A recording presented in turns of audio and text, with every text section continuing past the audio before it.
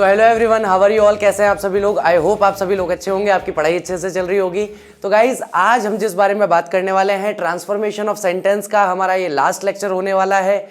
इस लेक्चर के जैसे कि लास्ट टाइम हुआ था, अपलोड होने के थोड़े टाइम बाद ही मैं आपकी आंसर की जो है उसे भी अपलोड कर दूंगा। तो आप प्रीवियस सारे लेक्चर्स के अंदर अपने आंसर जो है क्रॉस चेक कर सकते हैं कि कहाँ आपका कौन सा आंसर ठीक है और कहाँ कौन से आंसर में आपको कोई प्रॉब्लम हुई है। तो गाइज लेट्स स्टार्ट। आज का टॉपिक स्टार्ट करते हैं। आज जैसा कि लास्ट लेक्चर में मैंने बताया था, हम लोग डिस्कशन करने वाले हैं कि किस तरीके से पार्ट ऑफ स्पीच में जो हमारे पार्ट ऑफ स्पीच के टॉपिक्स आते हैं, noun, pronoun, adjective, adverb, preposition, conjunction, इनसे रिलेटेड किस तरह के क्वेश्चंस बनते हैं और कैसे उन्हें चेंज या कन्वर्ट किया जा सकता है। So let's start our topic. अपना टॉपिक स्टार्ट करते हैं आज का। देखिए, चलिए तो हम बात करने वाले हैं interchange of one part of speech with another. एक पार्ट ऑफ स्पीच को किस तरीके से दूसरे पार्ट ऑफ स्पीच में चेंज किया जाता है। जैसे सबसे पहला हम यहां देख रहे हैं कि नाउन को अगर हमें वर्ब में बदलकर प्रयोग करना हो तो किस तरीके से हम लोग नाउन को वर्ब में प्रयोग करके अपना सेंटेंस बना सकते हैं।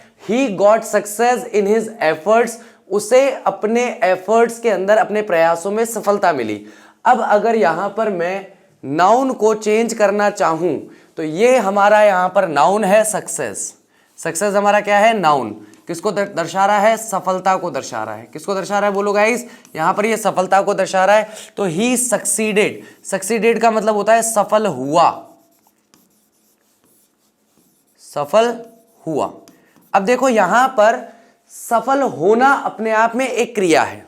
सफल होना अपने आप में क्या है? क्रिया है। और सफलता जो है वो अपने आप में संज्ञा है, नाउन है। तो जब मुझे यहां पर मिला सफलता शब्द तो ये नाउन के रूप में था, लेकिन जब इसे वर्ब में चेंज किया गया तो क्या बन गया इसका अर्थ? सफल हुआ। और जहां पर भी कोई शब्द किसी क्रिया का होना दर्शाता है, जहां भी कोई शब्द किसी क्रिया का या किसी कार्य का होना दर्शाता है, उसके लिए हम वर्ब का प्रयोग कर सकते हैं। जैसे यहां सक्सेस का सक्सीडेड बना, और कौन से टेंस में बना? क्योंकि ये वर्ब की सेकंड फॉर्म थी, यानी सिंपल पास्ट टेंस में चल रहा था। तो यहां पर सक्सेस को भी हमने सक्सीडेड में क्या बनाया? वर्ब की सेकंड फॉर्म में हमने इसका प्रयोग किया। इसी तरीके से हम यहां पर देखते हैं Ram gave him advice. Advice शब्द बहुत ही शानदार शब्द है। एडवाइस शब्द जो है बहुत ही शानदार है, क्योंकि जब इसमें सी ई रहता है तब ये नाउन है, लेकिन जब एडवाइस के अंदर ADVISE हो जाता है तब ये जाकर हमारा वर्ब बन जाता है। बहुत ही कॉमन सा ऐसा क्वेश्चन है जो कभी भी पूछा जा सकता है। केवल CE और SE का अंतर है। दोनों को पढ़ने में एडवाइस ही पढ़ा जाता है, लेकिन ये एडवाइस संज्ञा की तरह प्रयुक्त हो रहा है और ये एडवाइस जो है क्रिया की तरह या वर्ब की तरह इसका इस्तेमाल किया जा रहा है। इसीलिए जब भी हेडिंग में एडवाइस लिखा हुआ होता है कि एडवाइस रिलेटेड सेंटेंसेस, तो उसमें ADVICE का प्रयोग होता है। लेकिन जब हम उसका प्रयोग वाक्यों में करते हैं क्रिया के तौर पर या वर्ब के तौर पर, तो वहां स्पेलिंग CE ना रह करके SE हो जाती है। अब देखो गेव जो है वो भी वर्ब की सेकेंड फॉर्म है। अब यहां पर ये एडवाइस जो है मेरा नाउन है। इसे मुझे अगर वर्ब बनाना है तो मैं पहले बनाऊंगा ADVISE बनाऊंगा, और जब इसी वर्ब को मुझे पास्ट टेंस में बनाना है तो क्या बनाऊंगा? ADVISED कर लूंगा, एडवाइज्ड कर लूंगा। एडवाइज्ड करते ही क्या हो जाएगा? उसने मुझे सलाह दी। अब यहां पर राम ने सलाह दी उसे, या राम ने उसे सलाह दी, हम ऐसे देख रहे हैं। तो यहां पर सलाह शब्द अपने आप में एक नाउन है, सलाह, लेकिन सलाह देना क्रिया है। सलाह नाउन, सलाह देना क्रिया। सफलता नाउन, सफल होना क्रिया। तो ये हमारे को यहां पर डिफरेंस समझना है कि किस तरीके से हम नाउन को वर्ब में चेंज करते हैं। इसका अगर हम देखेंगे तो देखिए, राम एडवाइज्ड हिम, राम ने उसे सलाह दी। तो एक तरफ तो सलाह देना अलग अलग हो गए, तो सलाह शब्द अलग है, देना के लिए गिव का गेव बना लिया, तो सलाह शब्द नाउन हो गया, गेव हमारी वर्ब हो गई। लेकिन जब इसी को वर्ब बनाना है तो हमें गेव देने की जरूरत नहीं है, क्योंकि एडवाइस का मतलब पूरा सलाह देना होता है। ठीक है, एडवाइस का मतलब सलाह, ध्यान से सुन लो, मुझे पता है थोड़ा सा कंफ्यूजन हो रहा होगा सुनने में, लेकिन सलाह देना, एडवाइस का मतलब सलाह, गेव का मतलब गिव के अर्थ में दिया, पास्ट टेंस में। तो उसने सलाह दी, तो सलाह के लिए एडवाइस आ गया, दी के लिए गेव आ गया। लेकिन जब सलाह दी दोनों को एक साथ जोड़ करके लिखना था तो हमने क्या लिख दिया, एडवाइस। इसका मतलब भी है सलाह दी। ठीक है, इस तरीके से हम लोग नाउन को वर्ब फॉर्म में बदल के चेंज कर सकते हैं। यहां पर सक्सेस और एडवाइस दोनों नाउन है, जबकि सक्सीडेड और एडवाइस दोनों वर्ब हैं। वर्ब को नाउन में बदलकर प्रयोग करना, इसके बारे में तो हम पहले कई बार बात कर चुके हैं कि किस तरीके से वर्ब को हम लोग नाउन में बदल सकते हैं। ही प्रोमिस्ड टू हेल्प मी, उसने मुझसे वादा किया कि वह मेरी मदद करेगा। ही रिफ्यूज्ड ऑल वी प्रपोज्ड, हमने जो कुछ भी उसे प्रपोज किया, जो कुछ भी उसके सामने प्रस्ताव रखा, उसने सबके लिए मना कर दिया, सारे प्रस्तावों को रिफ्यूज कर दिया, हिंदी में कहें अस्वीकार कर दिया।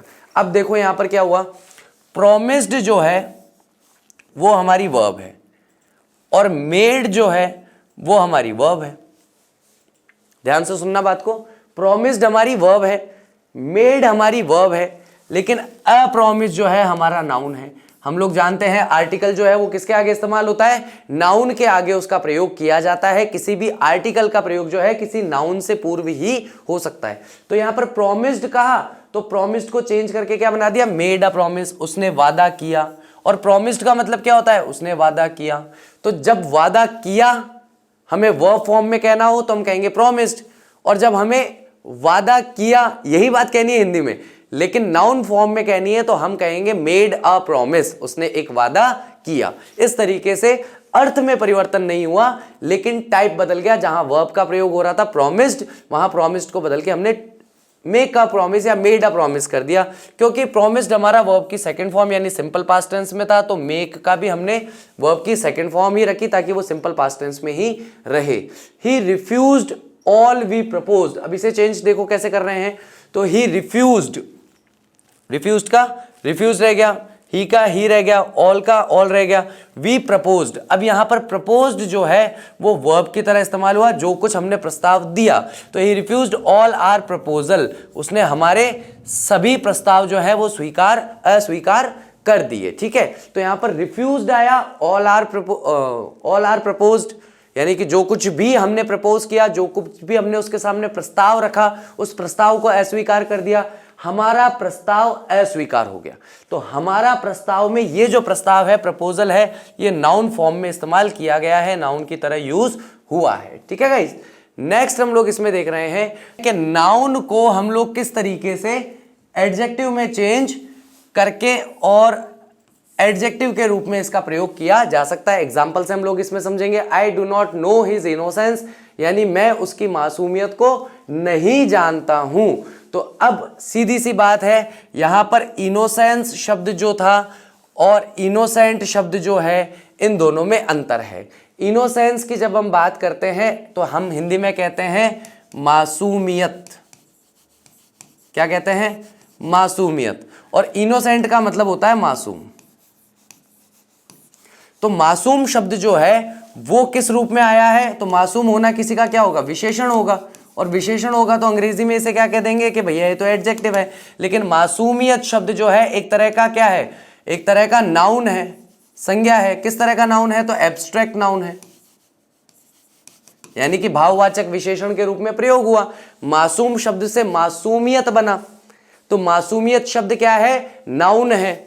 और मासूम होना किसी का, जैसे कि मासूम बच्चा या मासूम आदमी, तो यहां पर मासूम शब्द जो है वो बच्चा या आदमी का विशेषण दर्शा रहा है, इसलिए यहां पर किसके रूप में प्रयोग हो गया, इसका एडजेक्टिव के रूप में प्रयोग हो गया, विशेषण के रूप में इसका प्रयोग यहां पर किया गया है। ठीक है guys, I do not know his innocence, मैं उसकी मासूमियत नहीं जानता। I do not know he is innocent, मैं नहीं जानता कि वह मासूम है। इस तरीके से हम देख सकते हैं कि जब कहा गया ना कि वह मासूम है, तो मुझे बताओ ये मासूम शब्द वह की विशेषता बता रहा है कि नहीं बता रहा है, मासूम शब्द वह या ही की विशेषता बता रहा है या नहीं बता रहा है, बता रहा है, तो एडजेक्टिव है। हिज इनोसेंस जब मैंने कहा तो हम देखते हैं कि भाई हिज, हर, माय, योर, इन सब के बाद सामान्यतः क्या होता है, नाउन का प्रयोग होता है। हिज क्या है, अपने आप में पजेसिव प्रोनाउन है, और पजेसिव प्रोनाउन के बाद आने वाले शब्द क्या होते हैं, नाउन होते हैं। तो पजेसिव प्रोनाउन के बाद इनोसेंस आया तो इनोसेंस नाउन हो गया। अब उसको हमने ही इज इनोसेंट कर लिया तो इनोसेंट शब्द यहां पर विशेषण की तरह प्रयोग किया गया है। इसी तरीके से हम देखेंगे गिल्ट, तो उसको भी हम लोग एक बार देख लेते हैं गिल्ट के आधार पर। गिल्ट जो है हमारा क्या है, नाउन है। गिल्ट का मतलब होता है पश्चाताप या पछतावा, ठीक है। गिल्टी यानी कि इसका मतलब भी वैसे हिंदी में तो पछतावा ही होगा, ही वॉज गिल्टी, कि वह पछतावित था या उसे पछतावा महसूस हो रहा था। तो यहां पर ये जो ही है इसकी विशेषता है कि ही जो व्यक्ति है वह गिल्ट को या गिल्टी को महसूस कर रहा है, अपने पछतावे को महसूस कर रहा है, या पछतावा उसका विशेषण बन गया कि भाई ये पछताने वाला व्यक्ति है, ठीक है। इस तरीके से हो गया। ही एडमिटेड हिज गिल्ट, उसने अपने गुनाह को, अपने पछतावे को स्वीकार कर लिया। ही admitted that he was guilty, उसने स्वीकार कर लिया कि भाई वह पछतावे में था। अब यहां पर पछतावा शब्द के अलावा एक और शब्द है जिससे हम गिल्ट या गिल्टी को देख सकते हैं, वो क्या है, अपराध। इस वाक्य में किस रूप में प्रयुक्त किया गया है इसको, अपराध के रूप में, अपराधी, ठीक है। अपराध से अपराधी बन गया, यानी उसने अपने अपराध को स्वीकार किया और उसने मान लिया कि वह अपराधी था। इस सेंस में यहां पर गिल्ट शब्द और गिल्टी शब्द का प्रयोग किया गया है, ठीक है गाइस। वैसे गिल्ट या गिल्टी का बेसिक अर्थ होता है पछतावा या अपने मन में किसी चीज के लिए पश्चाताप करना, ठीक है। नेक्स्ट हम वापस अब उल्टा करने वाले हैं कि जहां हमने अब तक नाउन को एडजेक्टिव की तरह इस्तेमाल किया, अब एडजेक्टिव को नाउन में बदलकर हम लोग प्रयोग करने वाले हैं। तो देखिए यहां पर सक्सेसफुल शब्द जो है ये किसकी विशेषता बता रहा है, ही की।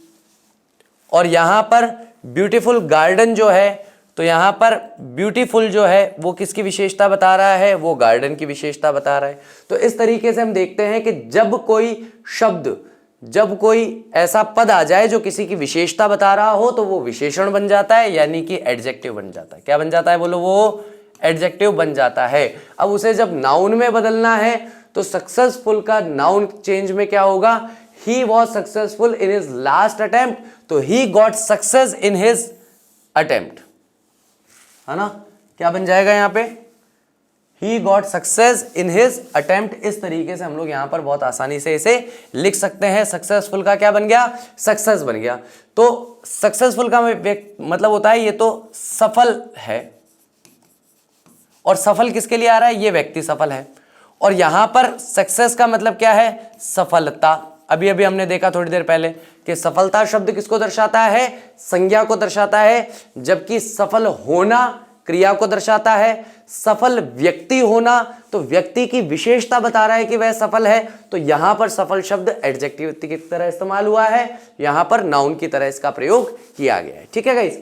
नेक्स्ट देखते हैं ब्यूटीफुल गार्डन के लिए हम लोग क्या देख सकते हैं, you have a beautiful garden, आपके पास एक बहुत ही सुंदर बगीचा है। तो अब देखिए ब्यूटीफुल जो है वो किसको बता रहा है, गार्डन को रिप्रेजेंट कर रहा है। Beauty of your garden is praise वर्दी, तो जो ब्यूटी है, ब्यूटी मतलब सुंदरता है, किसकी सुंदरता, आपके गार्डन की। तो यहां पर सुंदर बगीचा हो गया, ये तो सुंदर बगीचा, कई लोग इसे बागीचा भी बोलते हैं, वैसे बगीचा होता है ना। तो सुंदर बगीचा है, तो बगीचे की विशेषता क्या है, सुंदर है। बगीचे की विशेषता क्या हो गई कि सुंदर है, तो एडजेक्टिव की तरह इस्तेमाल हुआ। ब्यूटी ऑफ योर गार्डन यानी कि सुंदरता। अब यहां सुंदर की बात नहीं हो रही, यहां बात हो रही है सुंदरता।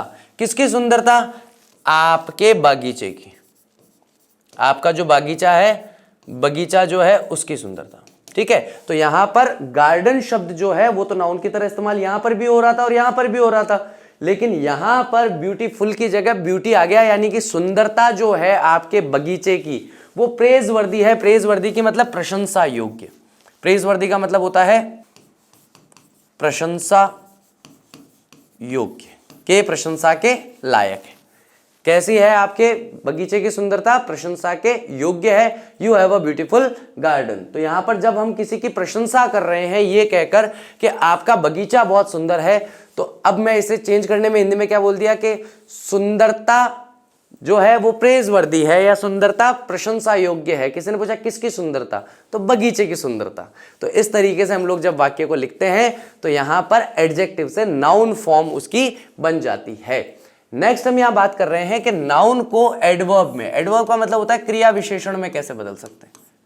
किसमें बदल रहे हैं गाइस, इसे क्रिया विशेषण में बदल रहे हैं। तो नाउन या संज्ञा को क्रिया विशेषण में कैसे बदला जा सकता है, एग्जाम्पल सीधा हम लोग इसका देखेंगे।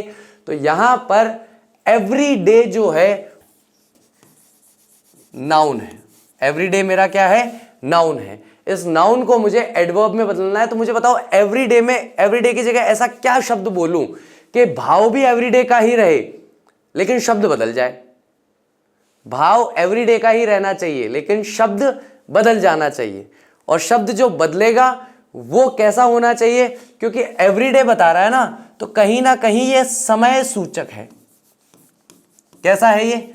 समय सूचक है, यानी कि समय के बारे में हमें जानकारी दे रहा है। किसके बारे में जानकारी दे रहा है? समय के बारे में जानकारी दे रहा है। तो इसकी जगह दूसरा शब्द होना चाहिए जो कि क्या हो? क्रिया विशेषण हो, और क्रिया विशेषण होने के साथ साथ समय सूचक हो। समय सूचक होने के साथ साथ बिल्कुल समान अर्थ दे। मेरे दिमाग में केवल ऐसा एक ही शब्द आ रहा है अभी, तो हो सकता है आंसर देख के और कोई शब्द भी आने लग जाए। डेली जो है वो अपने आप में क्रिया विशेषण है जो प्रतिदिन का भाव भी देता है, क्रिया विशेषण की तरह भी इस्तेमाल होता है, और समय सूचक भी है, और समय सूचक के अर्थ में प्रतिदिन का समय बताने वाला भी है। तो Mohan goes to school every day, Mohan प्रतिदिन स्कूल जाता है, विद्यालय जाता है। Mohan goes to school daily, केवल एवरी डे को डेली में चेंज कर दिया और हमारा आंसर बन गया, क्योंकि एवरी डे एक नाउन है जो प्रतिदिन को दर्शाता है। डेली का अर्थ भी प्रतिदिन है, लेकिन वो नाउन ना हो करके क्या है? हमारा एडवर्ब है, यानी कि क्रिया विशेषण है। His carelessness is the main cause of his failure, उसकी लापरवाही जो है वो मुख्य कारण है उसकी असफलता का। तो यहां पर देखिए केयरलेसनेस जो है वो क्या है? हमारा ये हमारा नाउन है, और ly बना करके हमने पहले भी देखा था, स्टार्टिंग के सेकंड लेक्चर में या थर्ड लेक्चर में हमने देखा था कि ly मिला करके, ly जोड़ करके हम लोग कैसे किसी को एडवर्ब बना सकते हैं। तो केयरलेसनेस यानी कि लापरवाही, क्या होता है इसका अर्थ? लापरवाही इसका अर्थ होता है जहां पर कोई व्यक्ति लापरवाही से कोई कार्य कर रहा हो। तो लापरवाही जो थी वो मुख्य कारण थी उसकी असफलता की। He failed on account of, on account of का मतलब होता है के कारण। इसका अर्थ क्या होता है? के कारण। किसके कारण वो फेल हुआ? वर्किंग केयरलेसली, कि वो वर्किंग, वर्किंग का मतलब क्या है? ये वर्ब है, वर्क प्लस आईएनजी वर्किंग, और वर्किंग में क्या हो रहा है? वर्ब का प्रयोग हो गया कि भाई वह कर रहा था, कार्य कर रहा था। कैसे कर रहा था? उसके कार्य करने की रीति क्या थी, या उसके कार्य करने की विशेषता क्या थी? तो उसके कार्य करने की विशेषता थी, क्रिया विशेषण था केयरलेसली, यानी कि लापरवाही से। तो लापरवाही होना और लापरवाही से कार्य करना। तो ये बताओ क्रिया का विशेषण हुआ कि नहीं हुआ? कि भाई कार्य कैसे कर रहा था, कार्य करने की विधि कैसी थी? कि कार्य करने की विधि जो थी वो लापरवाही पूर्ण थी, या लापरवाही से वह कार्य कर रहा था। इस तरीके से जब हम सेंटेंस को बनाते हैं, वाक्य को बनाते हैं, तो नाउन से एडवर्ब में चेंज होता है। ठीक है गाइस? तो नाउन और एडवर्ब में हम इस तरीके से चेंज करके अपने सेंटेंस बना सकते हैं। इसको बिल्कुल वाइस वर्सा करेंगे, उल्टा करेंगे तो क्या करेंगे? एडवर्ब को नाउन में बदलकर प्रयोग करना। अब यहां पर देखिए कि कौन सा शब्द है जो आपको एडवर्ब लग रहा है। बस एक बार के लिए प्लीज मुझे इन दोनों सेंटेंसेस में कमेंट बॉक्स में बता दीजिए, इन दोनों में से एडवर्ब कौन सा है? इन दोनों ही वाक्यों में एडवर्ब कौन सा शब्द को आप कहेंगे कि सर ये शब्द जो है ये एडवर्ब है? उसके बाद मैं आगे बात करता हूं। कम से कम इतना तो आज सीख के जाएं कि हम एडवर्ब को या नाउन को पहचान सकें। चलिए, इसका गाइज आपको वो करना पड़ेगा, बहुत प्रैक्टिस करनी पड़ेगी। प्रैक्टिस से ही ये काम सॉल्व होगा, क्योंकि जितने ज़्यादा से ज़्यादा आप नाउन देखेंगे, जितने ज़्यादा से ज़्यादा एडजेक्टिव देखेंगे, जितने ज़्यादा से ज़्यादा एडवर्ब देखेंगे, तभी आपको पता चलेगा कि कौन सा वर्ड जो है वो कौन सी कैटेगरी से बिलोंग करता है, और उसी से आपको सफलता मिलेगी। ठीक है गाइस? इसलिए आज मैं आपसे आंसर अभी करवा नहीं रहा हूँ इसके अंदर। रीज़न क्या, आप पहले थोड़ा सा टॉपिक की जीस्ट को समझिए कि टॉपिक है क्या, किस तरीके से नेचर कर रहा है, किस तरीके से काम कर रहा है। क्योंकि बाकी टॉपिक्स में हमें क्या है, पहला दिन मिल गया था कि हम लोगों ने केवल नेचर डिस्कस कर लिया, और उसके बाद में हम लोगों ने उसको वास्तविकता में कैसे कार्य होना है वो देखा। लेकिन यहाँ पर स्टार्टिंग से ही हम लोग कार्य करना हमने शुरू कर दिया कि सीधा नाउन को चेंज ही करना है अब, क्योंकि इतना टाइम इसे पढ़ चुके हैं कि अब तक तो आपका एक्सपीरियंस इतना हो गया होगा कि आप आराम से वाक्य का भावार्थ निकाल के भी उसे चेंज कर सकते हैं। मैंने पहले जो लेक्चर था उसमें भी कहा था कि इसको बहुत ध्यान से देखना है। देखो अभी जस्ट पिछली फ्रेम पे मैंने क्या बताया, ly मिला करके हम लोग क्या कर लेते हैं, एडवर्ब बना लेते हैं।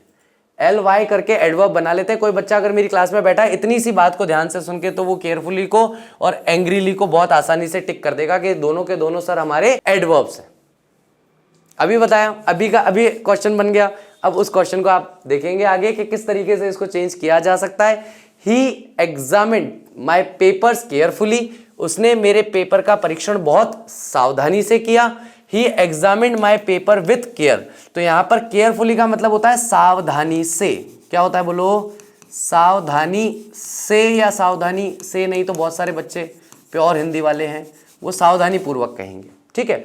लेकिन विथ केयर मतलब सावधानी के साथ, सावधानी के साथ। तो यहां पर ये जो विथ आया है ये प्रीपोजिशन है, और प्रीपोजिशन के बाद आने वाला शब्द सामान्यतः नाउन अथवा प्रोनाउन होता है। तो विथ के बाद आने वाला ये जो शब्द है केयर, ये वास्तविकता में हमारा नाउन है। He spoke to me angrily, उसने मुझसे गुस्से में बात की। तो मुझे बताओ उसका बात करने का तरीका कैसा था? ही एग्जामिन्ड माई पेपर केयरफुली, तो बताओ कि एग्जामिन करने का तरीका कैसा था? तो क्रिया का विशेषण केयरफुली, स्पोक का विशेषण एंग्रीली, कि वो बहुत गुस्से में या गुस्से पूर्वक तरीके से या बहुत ही क्रोधपूर्ण तरीके से उसने मुझसे बात की।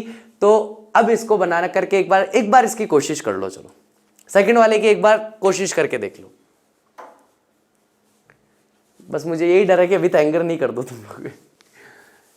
करो, चलो एक बार कोशिश तो करो, गलती तो होगा, इससे ज्यादा और क्या होगा।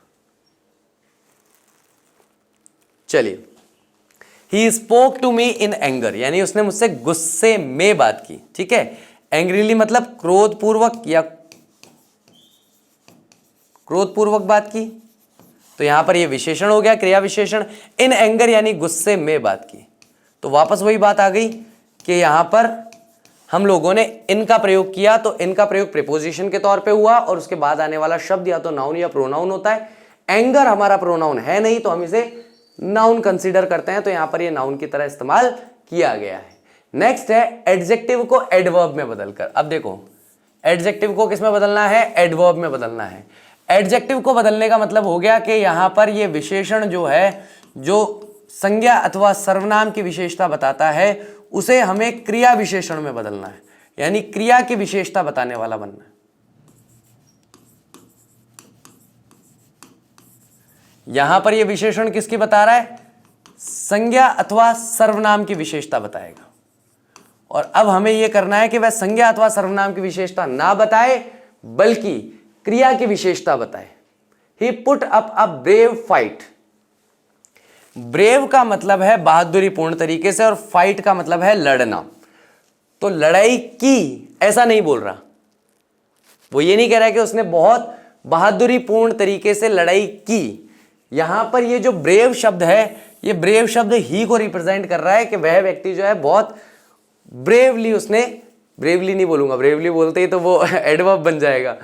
बहादुरी पूर्ण तरीके से या बहादुरी से उसने अपना युद्ध लड़ा। अब जब इसे चेंज करेंगे तो कैसे बनेगा? ही फॉट ब्रेवली, यानी कि फाइट का बना लिया फॉट और ब्रेव का बना लिया ब्रेवली।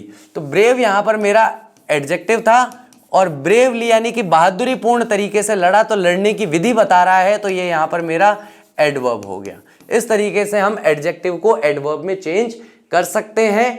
नेक्स्ट है एडवर्ब को एडजेक्टिव में चेंज करना।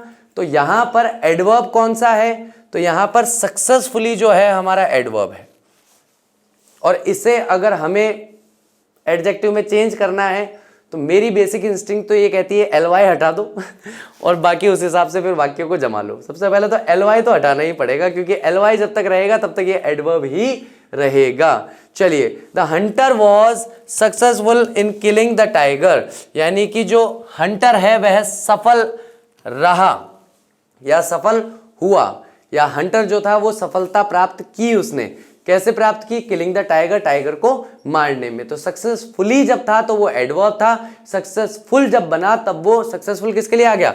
हंटर जो है वह सफल हुआ।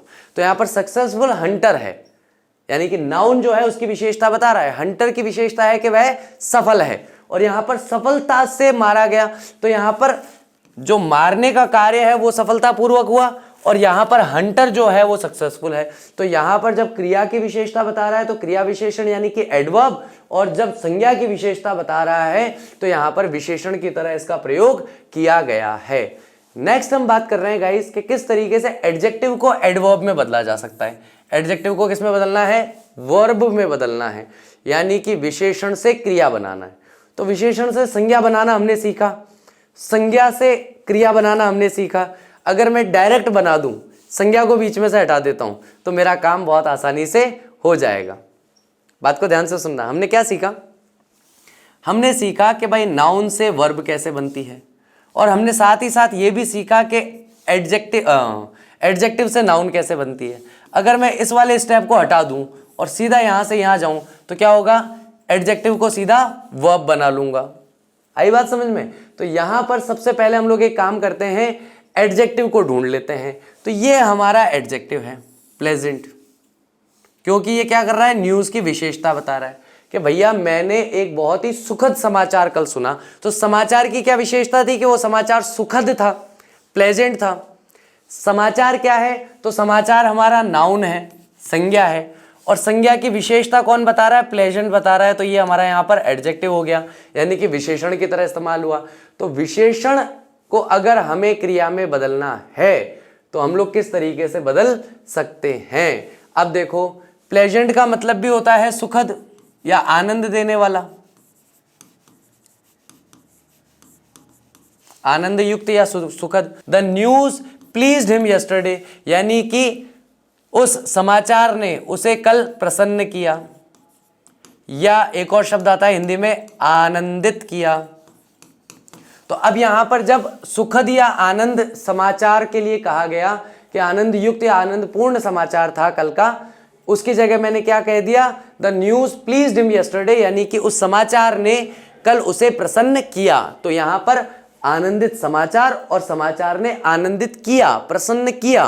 तो करना जो है वो तो क्रिया के सेंस में आ जाएगा। भाई किसी भी काम को अगर मैं कर रहा हूं तो उसको करना कैसे दिख, जैसे पढ़ाना संज्ञा है, मैं पढ़ा रहा हूं क्रिया है, पढ़ना संज्ञा है, आप लोग पढ़ रहे हो क्या है? क्रिया होगी ना ये। तो इस तरीके से हम लोग यहां पर इसे चेंज करते हैं। अगला बिल्कुल इसका उल्टा करेंगे तो क्या हो जाएगा? वर्ब एडजेक्टिव में चेंज हो जाएगा। अब यहां पर वर्ब ढूंढ लो। वर्ब कौन सी है?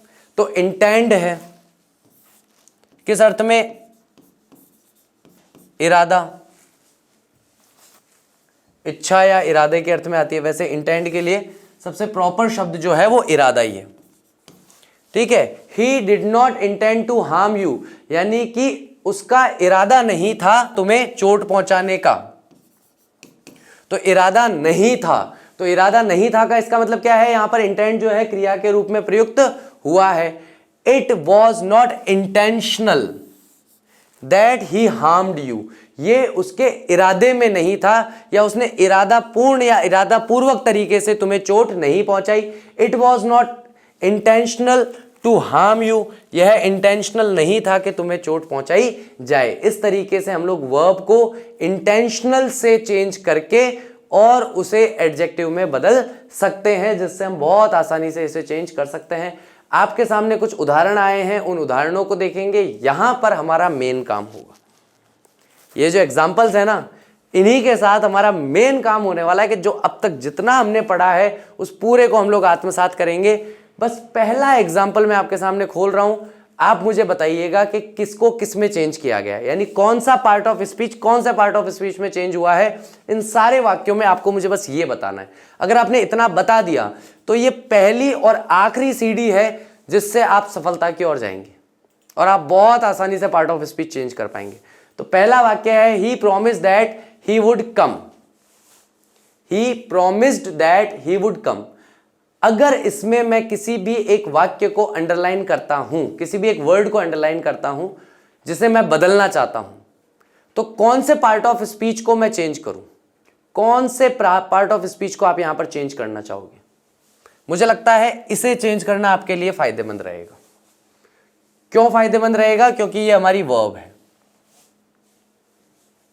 ये हमारी वर्ब है। इस वर्ब को हम लोग चेंज करके देखते हैं किसमें चेंज होता है। तो सबसे पहला वाला हमारा एग्जांपल आ गया, प्रॉमिस्ड का हो गया मेड अ प्रॉमिस, और यहां पर मेरी वर्ब क्या हुई? नाउन में चेंज हो गई। यानी कि मैंने यहां पर कौन सा चेंज किया है? वर्ब टू नाउन का चेंज मैंने यहां पे किया है। वर्ब से मैंने इसे नाउन में चेंज कर दिया। तो he promise that he would come, उसने वादा किया था कि वह आएगा। ही मेड अ प्रॉमिस, उसने वादा किया था दैट ही वुड कम, कि वह आएगा। He goes to Agra every week. क्या लगता है इसमें से पॉसिबिलिटी किसको चेंज करें और किस में चेंज करें, कौन से पार्ट ऑफ स्पीच को कौन से पार्ट ऑफ स्पीच में चेंज करें कि हमारा अर्थ ना बदले और पार्ट ऑफ स्पीच चेंज हो जाए? तो मैं एवरी वीक को चेंज करना चाहूंगा। मैं किसे चेंज करना चाहूंगा? यहां पर एवरी वीक को चेंज करना चाहूंगा, प्रति सप्ताह। चेंज करके देखते हैं, वीकली। एवरी वीक मेरा नाउन था और वीकली मेरा क्या है? एडवर्ब है। एलवाई लगा हुआ है ना, तो यहां पर मैंने क्या किया? नाउन को एडवर्ब में चेंज करके अपना वाक्य बना लिया। He goes to Agra every week, वह प्रति सप्ताह आगरा जाता है। He goes to Agra weekly, वो साप्ताहिक तौर पर आगरा जाता है। तो यहां पर एवरी वीक था तो नाउन था, यहां पर वीकली हुआ तो एडवर्ब हो गया। चलिए थर्ड वाला तो मुझे पता है, 1 सेकंड में बता दोगे अभी कमेंट बॉक्स में कि यहां पर किसे चेंज करना है और किस में चेंज करना है। इसमें तो मैं पूरा 100% श्योर हूं कि किसी की गलती नहीं होगी। जिसने आज का लेक्चर ठीक से देखा होगा अब तक का, उसकी तो गलती हो ही नहीं सकती इसके अंदर। चलिए देखिए, बताना सही मार्क कर रहा हूं या नहीं कर रहा हूं। सक्सेसफुल को हम लोग यहां पर चेंज करने वाले हैं, और सक्सेसफुल को हमने किस में चेंज किया है? सक्सेसफुल को हमने सक्सेस में चेंज किया है। तो सक्सेसफुल मेरा यहां पर था एडजेक्टिव, यानी कि विशेषण, और इसे सक्सेस में जब मैंने चेंज किया तब ये चेंज हो गया मेरा नाउन के अंदर। तो एडजेक्टिव से नाउन में चेंज किया। ऊपर वाले में नाउन से एडजेक्टिव बनाया, नीचे वाले में एडजेक्टिव से नाउन बना लिया। फोर्थ वाले में बताओ किसे चेंज करोगे? अब तो ये 3 भी अगर जिसने ध्यान से देखें वो 1 सेकंड में समझ गया होगा। चलिए हरिडली को चेंज कर लेते हैं। He will go to school hurriedly, वो बहुत तेजी से जल्दबाजी से स्कूल जाएगा। He will hurry to school, यानी कि वह तेजी से स्कूल को जाएगा। अब यहां पर हरिडली जो है वो मेरा वो क्या था? वो मेरा एडवर्ब था, और इस एडवर्ब को मैंने हरी कर लिया, और हरी करके मैंने इसे वर्ब में चेंज कर लिया। किस में चेंज कर लिया? वर्ब में, यानी कि तेजी से स्कूल जाने के अर्थ में इसे बदल दिया गया। I forced him to go out. अब नहीं बताऊंगा मैं, इन तीनों के नहीं बताऊंगा, इन तीनों के आपको करने हैं, सीधे आंसर देखेंगे। I forced him to go out, मैंने उसे विवश किया कि वह बाहर जाए, या उसे बाहर जाने के लिए मैंने विवश किया। She has no sympathy for the poor, उसके मन में गरीबों के प्रति या गरीब लोगों के प्रति कोई संवेदना नहीं है। ही फॉट ब्रेवली, वह बहादुरी से लड़ा। ये ब्रेवली वाला तो वापस आ गया, जिसने अभी एग्जाम्पल भी ठीक से देखा होगा वो भी कर लेगा। चलिए, आई टर्न्ड हिम आउट फोर्सिबली, तो फोर्स्ड का बन गया फोर्सिबली, यानी कि वर्ब को चेंज कर लिया गया एडवर्ब के अंदर, क्रिया को क्रिया विशेषण में बदल लिया। She has no sympathy for the poor, change करा। She does not sympathise with the poor, तो नो सिंपैथी के अंदर सिंपैथी मेरा यहां पर क्या था?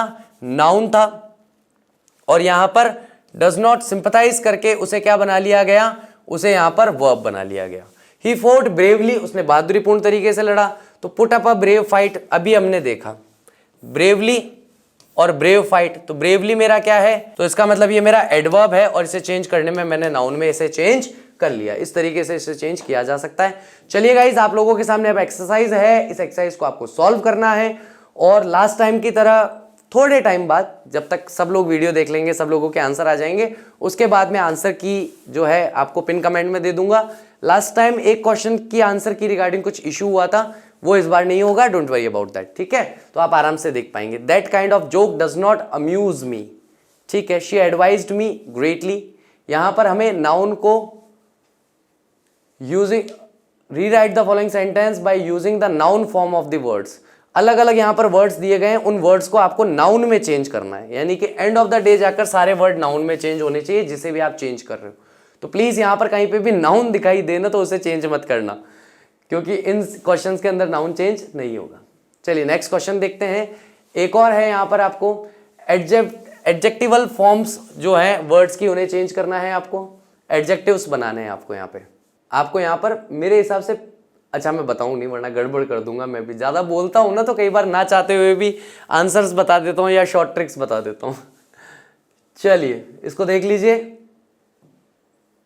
ओके गाइस, तो आज के लिए इतना ही है गाइस। नेक्स्ट टॉपिक के अंदर अब हम लोग मिलेंगे, आप लोगों को शेड्यूल से पता चल जाएगा ग्रामर का कौन सा नेक्स्ट टॉपिक आ रहा है, साथ ही राइटिंग का भी नेक्स्ट टॉपिक जल्दी आएगा, उसके लिए भी थोड़ा सा वेट कीजिए बस, और जल्दी उसको भी डिस्कस करेंगे। Thank you very much, I will see you soon in my next lecture, till that take care of yourself, bye bye, I will see you soon.